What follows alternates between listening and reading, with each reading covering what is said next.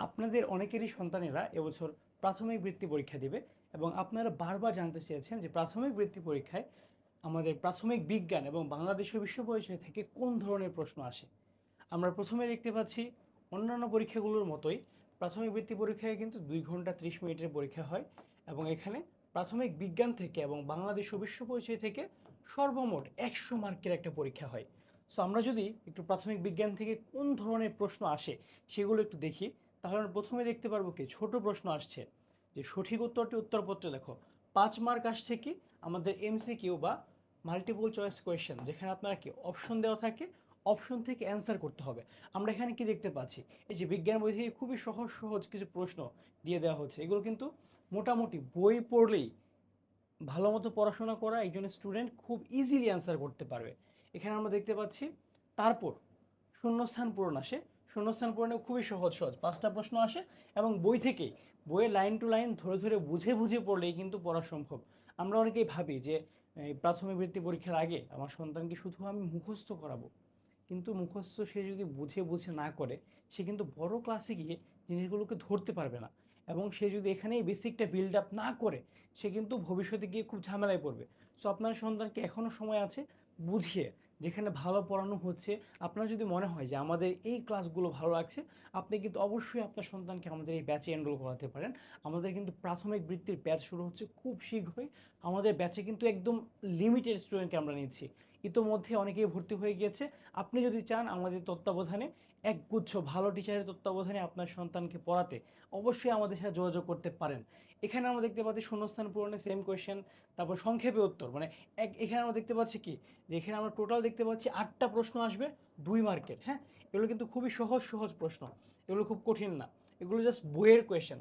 কিন্তু বুঝতে হবে আসলে আমরা কোন চ্যাপ্টারে গিয়ে একটা চ্যাপ্টারকে কিভাবে পড়বো, আমরা কিভাবে বুঝতে পারবো যে কোন কোয়েশ্চেনটা পরীক্ষায় আসতে পারে। সো এখানে আমরা দেখতে পাচ্ছি 4 নাম্বার প্রশ্ন এখানে কি আসছে, জাস্ট মানে এগুলো বড় প্রশ্ন। এতক্ষণ আমরা যেমন ছোট প্রশ্ন দেখলাম, এখানে আমরা দেখতে পাচ্ছি কি টোটাল আমরা দেখতে পাচ্ছি 4টা কোয়েশ্চেন আসছে এবং এগুলো কয় মার্ক করে, 6 মার্ক করে। সো এই কোয়েশ্চেনগুলো কিন্তু খুব ভালো মতো পড়তে হবে এবং প্রতিটা অধ্যায়ের জন্য কোন কোন প্রশ্ন গুরুত্বপূর্ণ আমরা কিন্তু সব কিছুই দাগিয়ে দিব প্রতিটা অধ্যায় ধরে ধরে পড়ানোর পরে ইনশাল্লাহ। সো আমরা এখানে যদি আবার আসি যে বাংলাদেশ ও বিশ্ব পরিচয়, এই বাংলাদেশ ও বিশ্ব পরিচয়ের পার্ট থেকে কিন্তু একদম সেম টু সেম। প্রথমে কি সঠিক উত্তরটি উত্তরপত্রে লেখো, এখানেও কি আসছে এই যে এমসিকিউ কোয়েশ্চেনগুলো আমরা দেখতে পাচ্ছি কি এই যে 5টা এসেছে 5 মার্ক। এরপরে সায়েন্সের মতো সেম আমরা যদি সামনে আগাই, দেখতে পাবো এখানে কি শূন্যস্থান পূরণ করো। শূন্যস্থান পূরণে আমরা দেখতে পাচ্ছি কি এই যে 5টা কোয়েশ্চেন আসছে 5 মার্ক।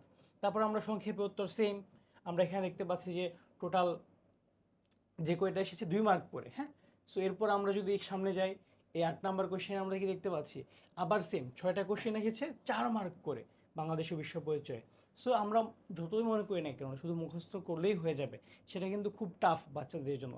এখন যদি তারা জিনিসগুলোকে ভিজুয়ালাইজ করে বুঝে বুঝে পড়াশোনা করে, তাহলে তাদের জন্য কিন্তু খুব মানে ইজি হবে সামনের ক্লাসগুলোতেও।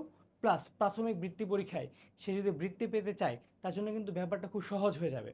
সো আপনাদেরকে বলবো আমাদের ক্লাসগুলো করেন, আমাদের ফেসবুকে, আমাদের ইউটিউবে অনেক ক্লাস আছে। আপনি ক্লাসগুলো করার আগে আপনার সন্তানকে এবং ক্লাস করানোর পরে আপনি হচ্ছে সিদ্ধান্ত নেবেন যে আপনার সন্তানকে আপনি কোথায় পড়াবেন, কাদের কাছে পড়াবেন এবং কারা কারা ভালো পড়াচ্ছে।